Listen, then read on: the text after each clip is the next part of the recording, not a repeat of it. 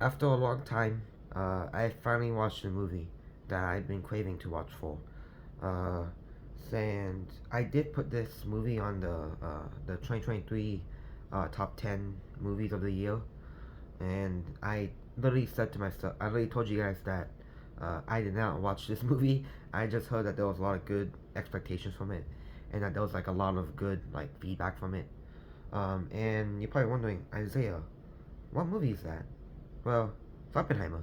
I finally watched Oppenheimer. Now this is a movie that was actually pretty cool. I think it's better to watch it in theaters. Uh, but I did watch it on Peacock, which is a streaming service, because I'm a guy that uses streaming services, and I all know that the streaming services thing is. I know that the streaming service issue with it, like with like rising prices and all that. Um, but I watch Oppenheimer. That's not the point of the video. But I watch Oppenheimer. Now I can obviously tell from from watching it that that's what happened. But I can tell by watching it that this is not a movie for everybody. Uh, I can see how some people will probably get bored from this movie. Uh, and people who get bored from this movie is probably the people who need constant stimulation from like a Subway Surfers video playing underneath it. So, if you're one of those people that can't sit through a talking movie about like amazing like talking stuff, then this is not a movie for you, because I'm pretty sure you need constant stimulation from like a Subway Surfers video playing underneath the movie. But you're probably not like that. Maybe it's just not your thing. But anyway, aside from that, it was actually a pretty good movie. Uh, so I can probably like sum it up for you. There was this dude named J. Robert Oppenheimer. Uh, he was a PhD dude. He was a physicist. And he is responsible for building a bomb that is responsible. That's what I'm saying, responsible a lot. That is responsible for the bombing of Hiroshima and Nagasaki in Japan in 1947, I think, or 45. I'm trying to remember. But so he built this bomb to like basically, I think like one up Russia and one up Japan. And so he's like, you know what? I think we can build a bigger bomb.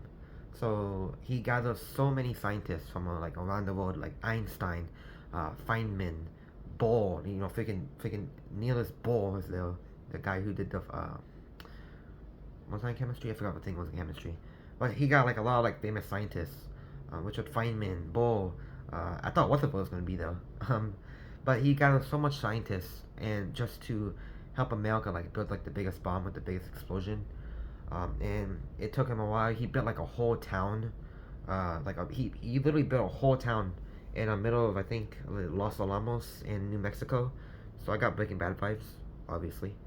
But the fact that they had to build like a whole town just so, scientists can work on it all day and they can bring their family. So they had like a school, restaurant, and all those like houses, all those just so they can work on the bomb. And it literally took like what, 2 months to build. I it's trying to, because I watched this yesterday. But and then obviously he accomplished that thing, and then they tested it out. Big boy explosion. That was a, like one of like the best explosions I ever seen in a movie. It was so cool, like how the sound and all that, and throughout the movie, it showed like like explosions happening throughout the movie. When you watch the movie, you'll see what I'm talking about. Like throughout the movie, like random points when Oppie was talking about like chemical reactions, dividing neutrons, it shows like a small like clip of explosion happening, like a chain, like a chemical combustion reaction. I think I found that pretty cool. But the big thing about this movie is the explosion, and that was an explosion, all right. It did do what explosion does. They bomb it. It was silent, very silent, light, radioactive. They had to put like cream on the face, uh, and after like a while, then the boom, the explosion happens that blows people out of the that like forces people like that. I mean, it was cool. And then the government said, you know what, Mister Dude, I'm gonna take your bomb. I'm taking that. I'm not gonna tell you though, but I'm gonna take the bomb. So he's like, oh, yeah, it's fine. So then, next thing you know, the government bombs Hiroshima and Nagasaki, and now Mr. Oppie here is just like going through a phase like, oh my god, I built a bomb that they took the bomb and they killed 100,000 people, and I'm responsible for it.